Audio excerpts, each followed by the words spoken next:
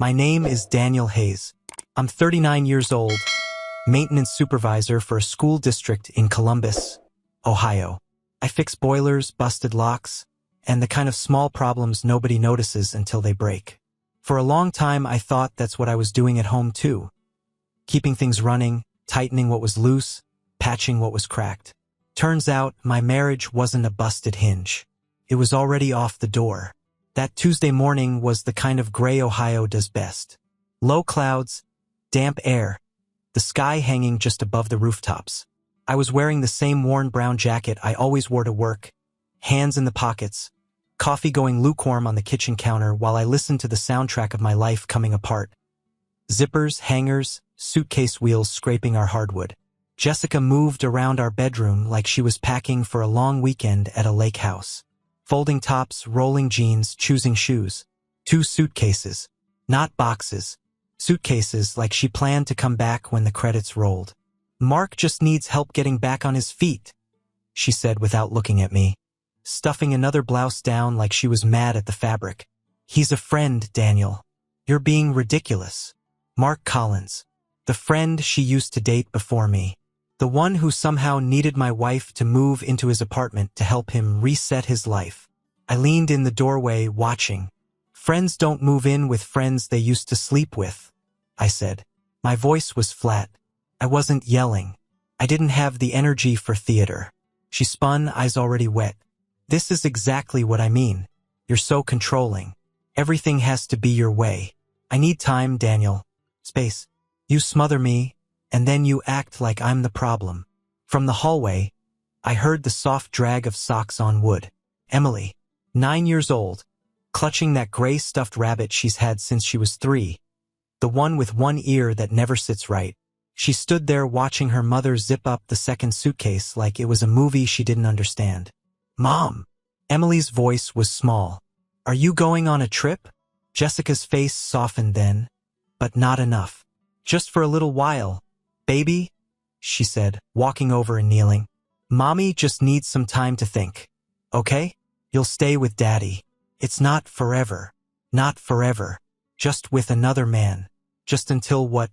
She got bored? He did? In the living room, Rebecca Thompson sat on the arm of the couch like a cheerleader at a game she'd already bet on, scrolling her phone, chiming in every few minutes. You deserve to be happy, Jess, she called out. You can't live your whole life trying not to upset him.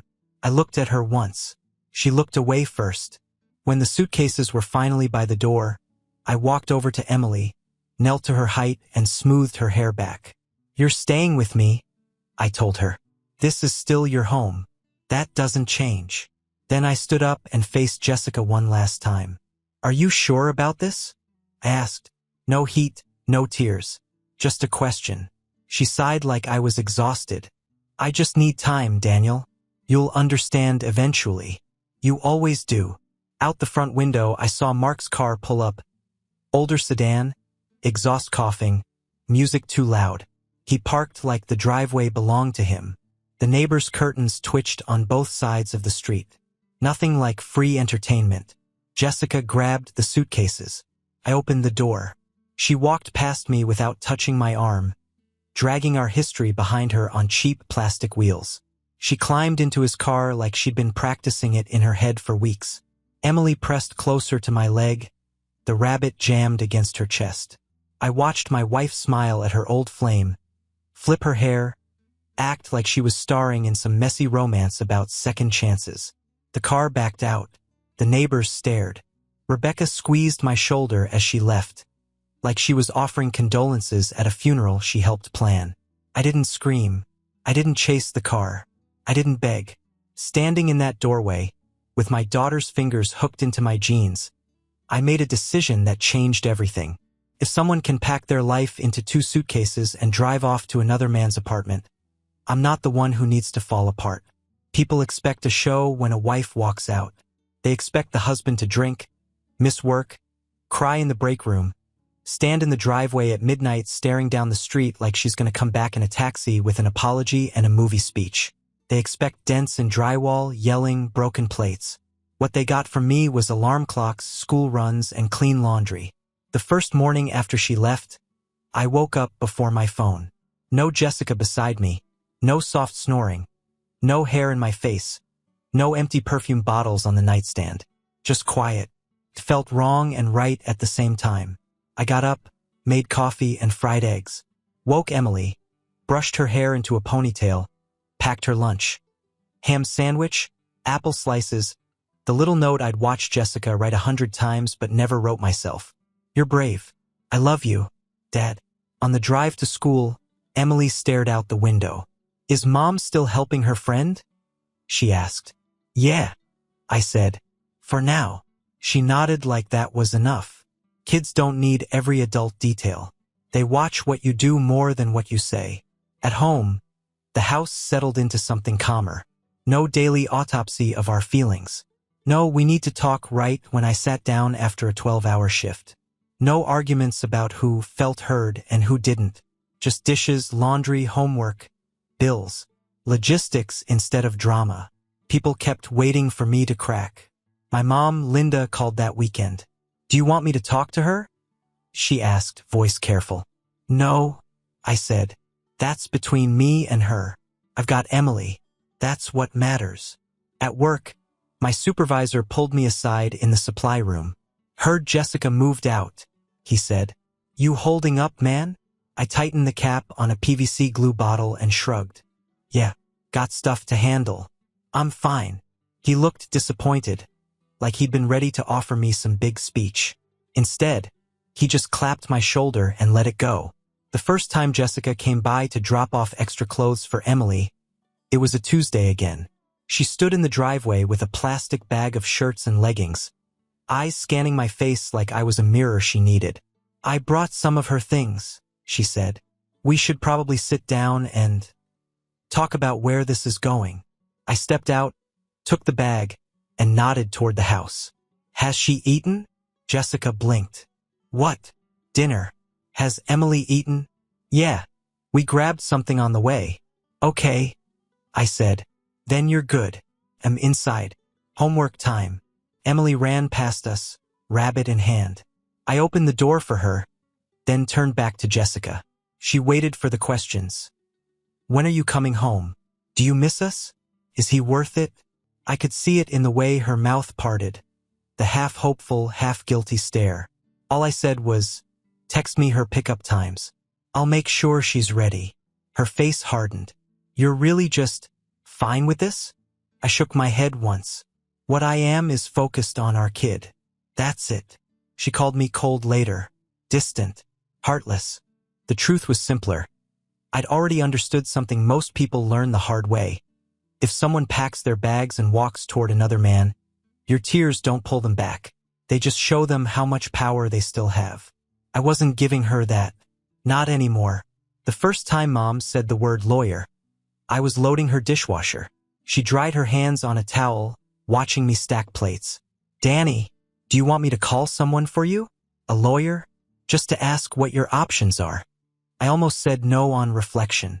Guys like me don't think about court unless a pipe bursts there. Then I remembered Jessica rolling those suitcases out my front door and into another man's car. Give me the number, I said.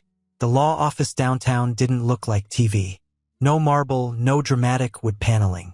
Just beige walls, a coffee machine, and a man in his 50s with a plain tie and a sharper gaze than I expected. Tell me what happened, he said. So I did. No theatrics. Just dates, facts, movements. When she left, where she went, with who.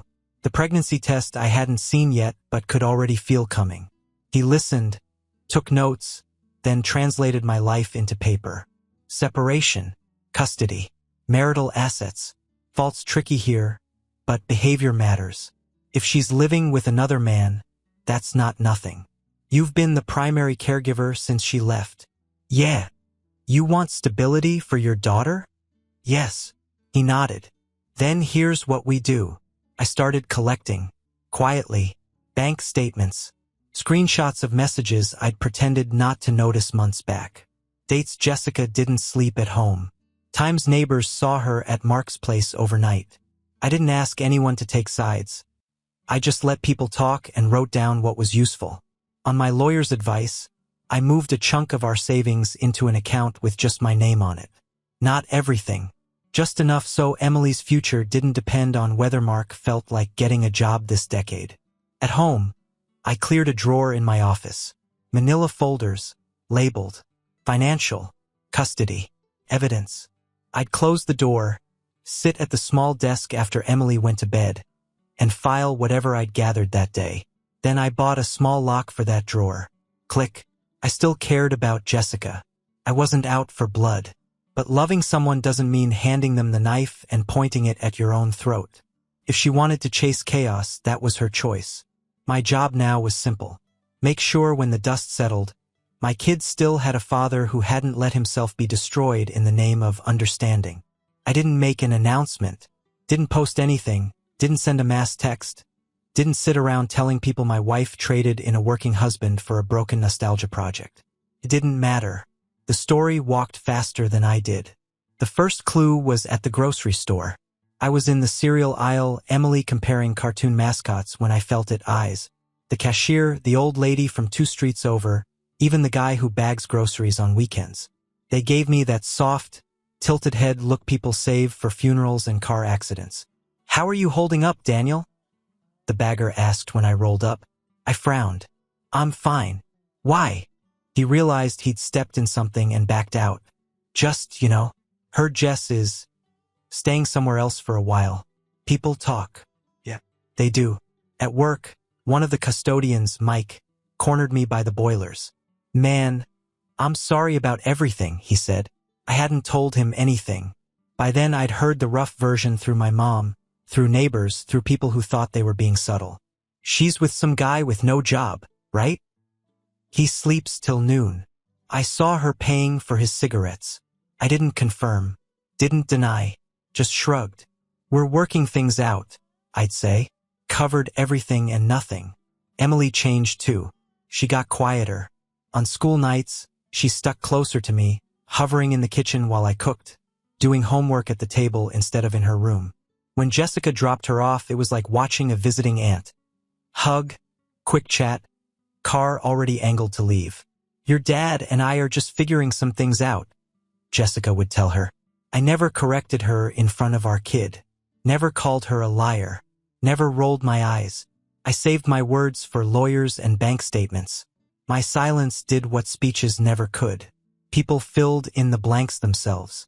They saw me working, raising my daughter, keeping my head down. They heard about Mark sleeping late, not working, letting her bankroll his comeback tour. Jessica told me I was cold, heartless, that I made her feel invisible. What I was done performing. I wasn't running a campaign. I wasn't trying to win the town. I was just letting the truth sit there long enough for everyone, including her, to finally see it.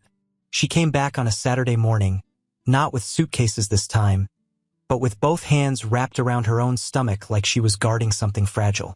I was in the kitchen, mug of coffee, eggs in the pan, Emily watching cartoons in the living room. The knock was soft, almost polite. When I opened the door, Jessica stood there. Eyes red, makeup half done like she tried to pull herself together and ran out of time. "Can we talk?" she asked. I stepped aside. 5 minutes. Kitchen. She walked past me slowly, looking around like the house had changed. It hadn't. Just felt different without her drama echoing off the walls. "I'm pregnant," she said finally, standing across from me at the counter. I took a sip of coffee. Let the word hang there. Pregnant. She didn't say whose. She didn't have to. "It's complicated," she went on. "Mark and it's been hard. He's trying. But there's a lot going on, and I just thought maybe this could be, I don't know, a new start. For all of us." She looked at my face like it was a test. Waiting for the explosion, the accusations, the demand for dates, timelines, proof. I didn't give her any of that. "I understand," I said. She blinked. "You understand?" "I understand that you're pregnant," I said, "and that you're here instead of there. That tells me what I need to know." Her eyes filled. "I don't even know what I'm asking, Daniel. I can't do this alone. And I don't want to drag Emily through. You need a place to stay." I cut in. The guest room's empty. I'll clear it out. She stared at me, thrown by how simple I made it. You're just okay with this? Just like that? No, I said. I'm not okay with any of this. But any kid who might share a roof with my daughter deserves stability. So I'll make sure this house stays stable. That's what I'm okay with. That afternoon, I moved the boxes out of the guest room, changed the sheets, and set clean towels on the dresser. She moved in her small bag. No suitcases this time. No grand exit, no grand entrance. We didn't share a bed again. I stayed in the master bedroom. She stayed in the guest room. On the fridge, I pinned up a printed schedule: school, drop-offs, pickups, work shifts, doctor's appointments. We talked about bills, groceries, Emily's projects, and appointment dates. Nothing else. No working on us. No rehashing the past. The house became a neutral zone. My daughter's safe place, her temporary shelter, my headquarters. At night, I'd hear her moving around down the hall, the soft flush of the bathroom, the muted click of her door. Sometimes I'd hear her crying. I didn't go check. Not out of cruelty. She'd chosen chaos. I'd chosen the order. We could share a roof, but not a life. Linda called it just dinner. But everyone knew what it was: inspection day. She invited all of us. You, Emily, and Jessica too, she said on the phone. Each name spaced out like it weighed something different. I said we'd be there. I didn't ask Jessica if she wanted to go. I just told her, Mom's expecting us at 6. Don't be late. Linda's house smelled like roasted chicken, garlic, and the same fabric softener she's used since I was a kid. Emily ran in first, dropping her backpack by the couch. My mother pulled her into a hug so tight you'd think the kid had been at war. Hi, Grandma, Emily mumbled into her sweater. Hey, baby, you hungry? Jessica walked in slower.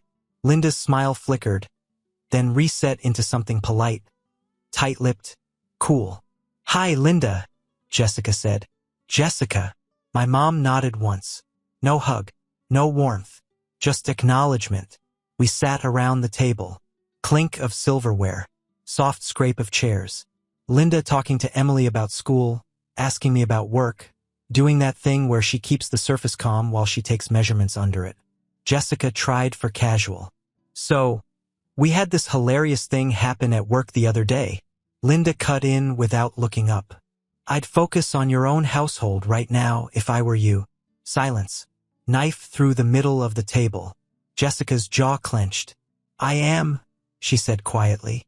Linda finally met her eyes. Good. Daniel and Emily need stability. They've had enough. Surprises this year. I didn't rescue Jessica. Didn't soften it, didn't change the subject. I just took another bite of chicken and passed Emily the mashed potatoes. After dinner, they all moved to the living room. Linda turned on the TV for Emily. I stood up, grabbed my jacket. Got paperwork I need to finish tonight, I said. We're gonna head out. I can take Emily later, Jessica offered. Let her stay, and Emily was already at my side, shoes half on. I'll go with Dad, she said. That was it. No big declaration. Just a kid choosing where she felt anchored. The drive home was quiet. Streetlights, turn signals, Emily humming to herself in the back seat. When we pulled into the driveway, she grabbed my hand without looking up. Can we watch something before bed? She asked. Yeah, I said.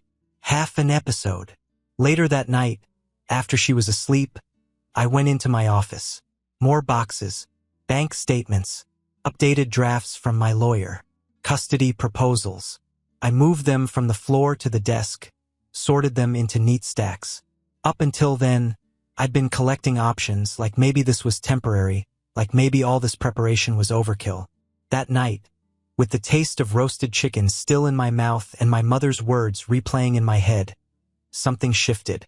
I wasn't a husband waiting for his wife to come to her senses anymore. I was a father securing the future. And fathers don't wait. They act. Most nights looked the same from the outside.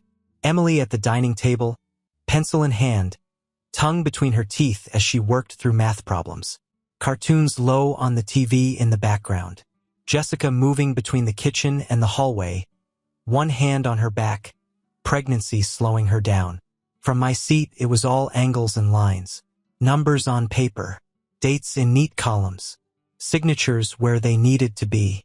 I'd spread everything out after dinner, bank statements, printed screenshots, notes from my meetings with the attorney. Each page turned my life into something the court could understand. Income, overnights, evidence of who stayed and who walked. Jessica noticed the activity before she understood it. One afternoon, she saw me coming out of the bank with a folder tucked under my arm. "What's all that?" she asked in the driveway. "Taxes," I said. Simple, flat, technically true. The government would see those numbers too. Another night, she paused by my office doorway, eyeing the boxes stacked against the wall. "You? Organizing something?" "Insurance. Stuff for the kid." I answered, not looking up. I wasn't lying. I was just done giving her anything she could twist into another argument, another scene. The truth was in black and white now, not up for debate in the kitchen at midnight. When the final packet came back from my lawyer, petition for dissolution of marriage, custody plan, asset division, child support recommendations, I read every line twice. Then I signed where my name belonged. No shaking hands. No big ceremony. Just ink on paper. That night, after Emily was in bed and the house had gone quiet, I took the stack into my office, slid it into the manila folder marked final, and opened the bottom drawer. The lock turned with a clean, small click when I closed it. I didn't feel guilty. I didn't feel triumph. Just a steady, unexpected peace. Once you've watched your wife load her life into 2 suitcases and disappear into another man's car, you understand something simple. Sometimes the kindest thing you can do, for yourself, for your kid, even for her, is to end it cleanly with a pen instead of bleeding out slowly in the name of love. The day it happened, it felt like any other Thursday. Alarm at 5:30, coffee, lunchbox, Emily's backpack by the door. I dropped her at school, went to work, fixed a busted lock, replaced a ballast in an old flickering hallway light. Ordinary problems. Things that respond when you apply the right tools. By the time I pulled back into the driveway that afternoon, the ordinary was over. There was a white business card on the kitchen counter. Name, process server. A time scribbled in pen. Next to it, a large envelope lay open on the table, its contents spread out like someone had tried to rearrange the outcome by shuffling pages. Jessica was standing there, one hand on the table, the other on her stomach, eyes wide and red-rimmed. "What is this?" she demanded, voice already trembling. "Daniel, what is this?" I hung my keys on the hook, took off my jacket, and walked over. The top page stared back at both of us. Petition for dissolution of marriage in bold. "You had me served?"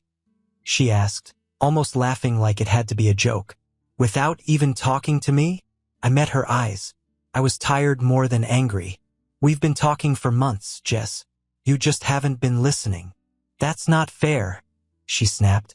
"You ambushed me. You didn't even give me a chance." I tapped the stack of papers lightly. "Every conversation we need to have is written down in there. Where Emily lives, how money is handled, when you see her, what happens to the house. It's all there. No more guessing. No more screaming." Her voice cracked. "You're asking for primary custody of Emily. You're trying to take my daughter from me." "I'm asking for what reflects reality," I said. "I've been a stable parent. I've been here. You left, then came back pregnant with someone else's kid. The court looks at facts, not speeches." Tears spilled over. "You're cruel. You're cold. You don't even care what this is doing to me." I let her words hang there. I didn't rush to deny them or comfort her. "The court will decide what's fair," I said finally. "You'll have your chance to respond, to bring whatever you've got. I'm not stopping you." "I thought," she swallowed hard. "I thought we were working on things. I moved back in. I'm having a baby." "You moved back into my house," I corrected. "I gave you a room so our kids, born or unborn, would have stability. That's not the same as me putting my life on hold while you figure out who you want to be this year." She stared at the papers like they might rearrange themselves into a love letter if she glared hard enough. "This isn't you," she whispered. You don't do things like this. Maybe you never knew what I'd do, I said, because you were too used to me forgiving you. I picked up the envelope, slid the stack back into it, and set it carefully in front of her. You should find a lawyer, I said. Soon. The clock starts now. In that moment, it finally hit her. Not the fear of losing me. She'd gambled that away months ago. What landed was the realization that the man she thought would wait forever had just handed her a clean, legal ending, and wasn't asking her opinion about it. Courthouses all feel the same once you've been in a few.